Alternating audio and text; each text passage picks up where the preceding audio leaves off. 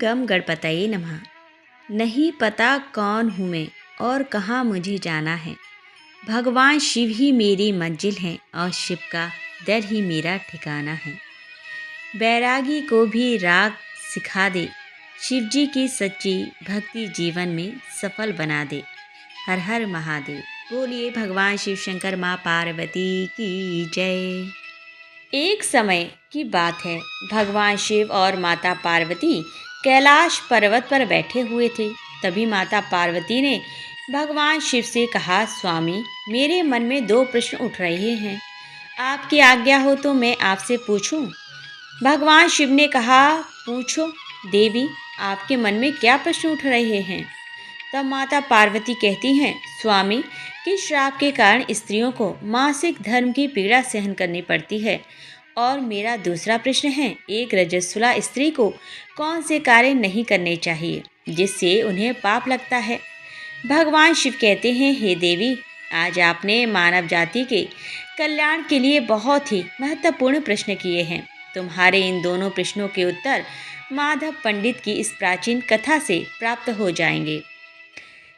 इस महान कथा को सुनने मात्र से ही समस्त पापों का नाश होता है।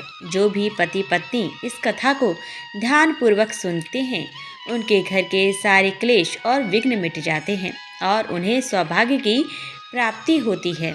इसीलिए हे देवी, आप भी इस कथा को ध्यानपूर्वक सुनना। माता पार्वती कहती हैं, हे स्वामी, यह माधव पंडित कौन थे और उनके आचार विचार कैसे थे। मैं इस कथा को अवश्य सुनना चाहती हूँ। कृपया आप इस कथा को मुझे सुनाना आरंभ कीजिए।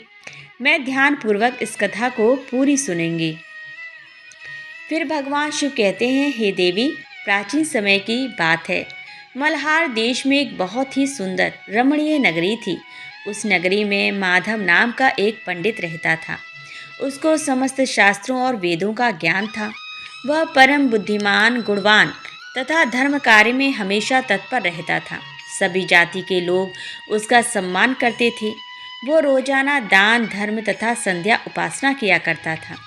वह पंडित पशु, पुत्र, बंधु बांधवों और धन संपत्ति से संपन्न था।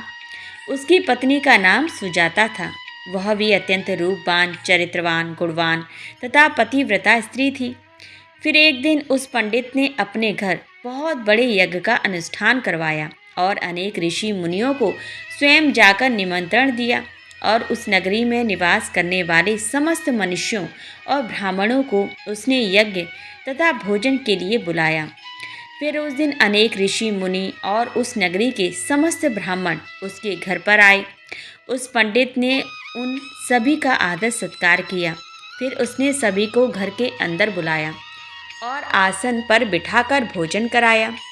ऋषि मुनियों और ब्राह्मणों को भोजन कराने के बाद उसने भगवान शिव का स्मरण करते हुए सभी को कपड़ों आदि का दान करके विदा किया। वे सभी माधव पंडित को आशीर्वाद देकर वहां से चले गए। उसके बाद उसने अपने परिवार के बंधु बांधवों तथा अनेक गरीब और भूखे लोगों को भोजन कराया। इस प्रकार से सभी को भोजन कराने के बाद और अनुष्ठान से निवृत्त होकर जब वह पंडित अपने घर के द्वार के सामने खड़ा था, तो उसने देखा कि उसके घर के सामने एक बकरी और सांड बातें कर रहे थे। उस पंडित ने उस बकरी और सांड की पूरी बात सुनी तो उसे बड़ा आश्चर्य हुआ। वो बकरी और सांड उसके माता पिता ही थे, जो पिछले जन्म के पाप के कारण इस जन्म में बकरी और सांड बन गए थे। तब वह पंडित मन ही मन सोचने लगा, ये दोनों तो साक्षात मेरे माता पिता ही हैं, जो मेरे घर पर पशु बनकर आए हैं। किस कारण से इन दोनों को पशुओं का शरीर प्राप्त हुआ है। अब इनके उद्धार के लिए मैं क्या करूं? इस प्रकार मन में विचार करते हुए उस पंडित को रात भर नींद नहीं आई और वह रात भर भगवान शिव का स्मरण करते हुए सोच विचार करने लगा। उसने सोचा, मेरे माता पिता की मुक्ति का उपाय केवल ऋषि श्रृंगी ही बता सकते हैं। फिर सुबह होते ही माधव पंडित स्नान आदि कार्य से निवृत्त होकर ऋषि श्रृंगी के आश्रम पर पहुंच गया। आश्रम पर पहुंचते ही ऋषि श्रृंगी ने माधव पंडित का स्वागत किया और कहने लगा, हे पंडित जी, आज किस कारण से आपको हमारे आश्रम में आगमन हुआ है। आपके मुखमंडल पर ये कैसी उदासी छाई हुई है? बताओ, आपके दुख का क्या कारण है? फिर माधव पंडित कहता है, हे गुरुदेव, आपके श्री चरणों में सादर प्रणाम। आपके दर्शन से आज मेरा जन्म सफल हो गया है। हे गुरुदेव, आज मैं आपके पास एक जटिल प्रश्न लेकर आया हूँ। कृपया आप ही मुझे इस कष्ट से बाहर निकाल सकते हैं। मैं अत्यंत दुखी और दुर्बल हो गया हूँ। ऋषि शंगी कहते हैं, हे पंडित जी, चिंता ना करो। तुम्हारा जो भी प्रश्न है निसंकोच होकर पूछो। मैं अवश्य तुम्हारी समस्या का समाधान करूँगा। फिर माधव पंडित कहता है, हे गुरुदेव, कल मैंने अपने घर पर शिव चर्चा रखी तथा अनेक ब्राह्मणों को और भूखे लोगों को भोजन कराया। विधि पूर्वक भगवान शिव का पूजन किया। फिर मेरे द्वार के ठीक सामने एक बकरी और सांड आया। वे दोनों मेरे घर के सामने खड़े होकर बातें कर रहे थे। सबसे पहले बकरी उस सांड से इस प्रकार से कहने लगी, हे स्वामी, आज जो घटना घटी उसे ध्यान से सुनिए। हमारे पुत्र के घर में ब्राह्मणों के भोजन के लिए जो दूध रखा हुआ था, उस दूध में एक सांप ने अपना जहर उगेल दिया था, जिसे देखकर मुझे बड़ी चिंता होने लगी। उसी दूध से भोजन बनने वाला था। अगर सभी लोग उस दूध को खा लेते तो उसकी मृत्यु हो जाती। इसीलिए मैंने उस बर्तन से सारा दूध पी लिया और जब बहू की दृष्टि मुझ पर पड़ी तो उसने मुझे खूब पीटा, जिससे मेरा अंग अंग भंग हो गया। मुझे बहुत पीड़ा हो रही है। इसी कारण से मैं लड़खड़ाते हुए चल रही हूँ और मुझे यह पीड़ा सहन नहीं हो रही है। बकरी की बात सुनकर वह सांड बहुत दुखी हुआ और वह खुद का वृत्तांत सुनाने लगा। हे प्रिय, अब मैं तुम्हें अपने दुख का कारण सुनाता हूँ। मैं पूर्व जन्म में इस माधव पंडित का पिता था। आज इसने सभी ऋषि मुनियों और ब्राह्मणों को भोजन कराया, किंतु इसने मेरे सामने थोड़ी सी भी घास नहीं डाली और ना मुझे जल पिलाया। इसी कारण से मैं बहुत दुखी हो गया हूँ। फिर माधव पंडित कहता है, इस प्रकार से अपने माता पिता को बकरी और सांड के रूप में ऐसी बातें करते हुए देखकर मुझे बड़ा दुख हुआ और मुझे रात भर नींद नहीं आई। हर क्षण मुझे चिंता सता रही है। मैंने कभी कोई पाप नहीं किया है।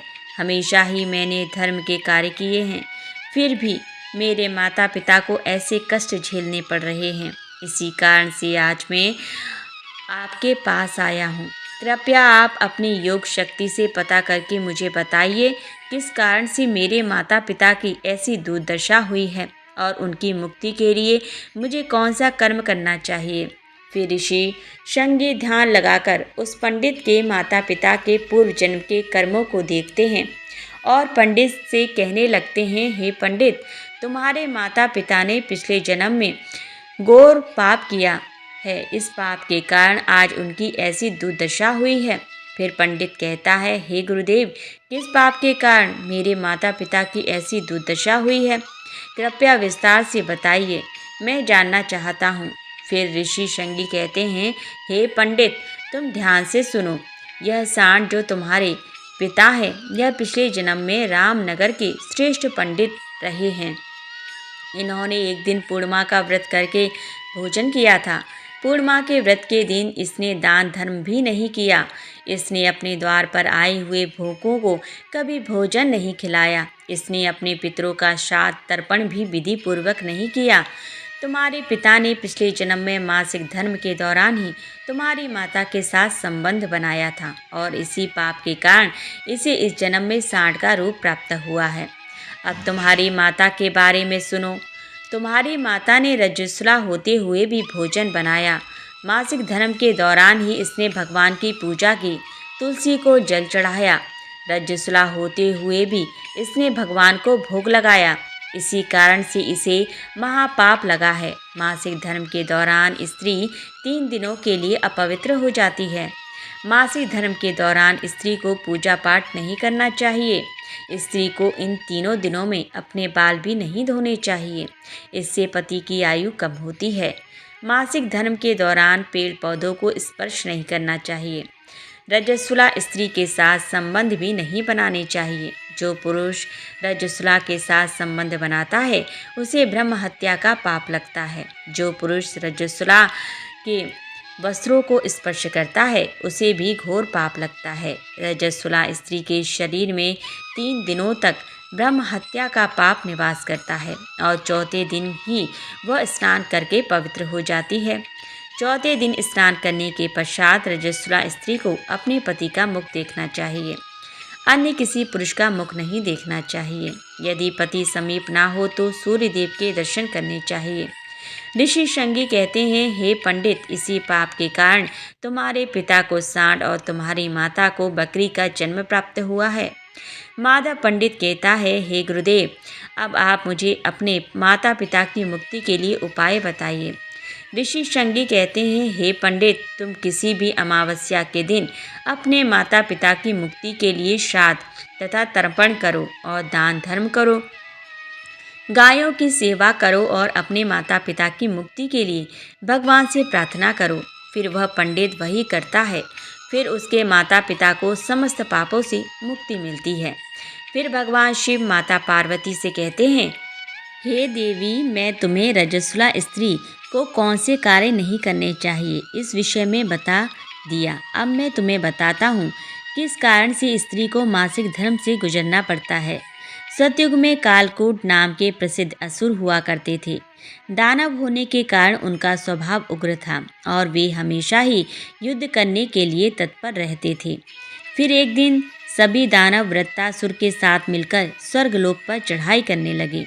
उन असुरों के पास भयंकर शक्तिशाली अस्त्र शस्त्र थे जिनका देवता सामना न कर सके और भागकर ब्रह्मा जी के पास चले गए। फिर ब्रह्मा जी ने उन असुरों को परास्त करने का उपाय बताते हुए कहा, हे देवराज इंद्र, तुम इसी क्षण महर्षि दधीचि के पास जाओ। वे उनके शरीर की हड्डियों से तुम्हें अस्त्र शस्त्र प्रदान करेंगे। उन्हीं शस्त्र अस्त्रों का प्रयोग करके तुम उन असुरों का वध कर सकोगे। फिर सभी देवता महर्षि दधीचि के आश्रम पर जाते हैं और उनसे प्रार्थना करके अस्त्र शस्त्र प्रदान करने की विनती करने लगते हैं। फिर संसार के कल्याण के लिए महर्षि दधीचि अपने शरीर की हड्डियों से अस्त्र शस्त्रों का निर्माण करते हैं और उन्हीं अस्त्रों में से एक वज्र नाम का अस्त्र होता है जिन्हें देवराज इंद्र धारण कर लेते हैं। फिर सभी देवता उन असुरों से युद्ध करने के लिए निकल जाते हैं। देवता और असुरों के बीच भीषण युद्ध होता है। सभी देवता आकाश में असुरों से युद्ध के लिए इकट्ठे हो जाते हैं और प्रहार करने लगते हैं। अग्निदेव अग्नि के प्रहार से दैत्यों को जलाने लगते हैं। फिर अग्नि के प्रभाव से असुरों के शरीर जलने लगते हैं। फिर वरुण देव जल की वर्षा से असुरों को डुबो देते हैं, जिससे असुर त्राहि त्राहि करने लगते हैं। अनेक दिनों तक इस प्रकार से देवताओं और असुरों में भीषण युद्ध चलने लगता है। फिर देवराज इंद्र और वृत्तासुर आमने सामने आ जाते हैं और दोनों के बीच भीषण युद्ध होने लगता है। और फिर देवराज इंद्र अपने वज्र का प्रहार करके वृत्तासुर को मार डालते हैं। वृत्तासुर की मृत्यु होते ही उसका शरीर से ब्रह्म हत्या बाहर निकलती है और देवराज इंद्र का पीछा करने लगती है। फिर वह ब्रह्म हत्या इंद्र के शरीर में प्रवेश कर जाती है, जिससे इंद्र को ब्रह्म हत्या का पाप लगता है। फिर देवराज इंद्र ब्रह्मा जी के पास जाते हैं और उनसे ब्रह्म हत्या से छुटकारा पाने के लिए कहते हैं। फिर ब्रह्मा जी उस ब्रह्म हत्या को देवराज इंद्र के शरीर से बाहर निकलने की आज्ञा देते हैं और वह ब्रह्म हत्या इंद्र के शरीर से बाहर निकलकर ब्रह्मा जी से कहने लगती हैं, हे परमपिता, अभी तक मैं वृत्तासुर के शरीर में निवास कर रही थी, क्योंकि उसने अनेक ब्रह्म हत्याएं की थीं। जब इंद्र ने उसकी हत्या कर दी तो मैं इंद्र के शरीर में निवास करने लगी।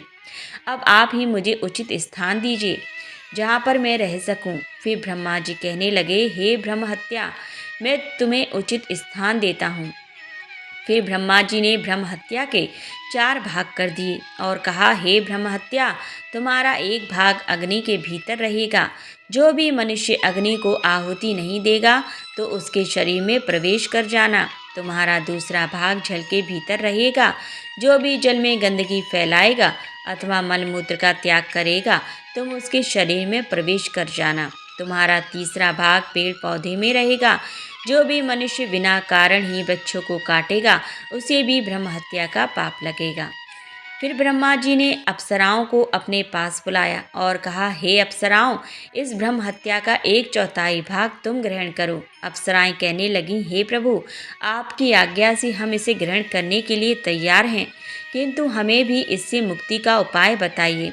वे ब्रह्मा जी कहने लगे, हे अप्सराओं, जो भी पुरुष रजस्वला स्त्री के साथ संबंध बनाएगा, उसके अंदर यह ब्रह्म हत्या प्रवेश कर जाएगी। इस प्रकार से ब्रह्म हत्या के 4 भाग हो गए, एक अग्नि में, दूसरा जल में, तीसरा पेड़ पौधों में और चौथा स्त्रियों के अंदर प्रवेश कर गया। इस ब्रह्म हत्या के पाप के कारण स्त्रियों को मासिक धर्म होता है। जो भी पुरुष मासिक धर्म के दौरान स्त्रियों को स्पर्श करता है अथवा उनके साथ संबंध बनाता है, उसे ब्रह्म हत्या का पाप लगता है। भगवान शिव कहते हैं, हे देवी पार्वती, इस प्रकार से मैंने आपको स्त्री के रजस्वला होने के पीछे के कारण और रजस्वला स्त्री को कौन से कार्य नहीं करने चाहिए आदि के विषय में बता दिया है।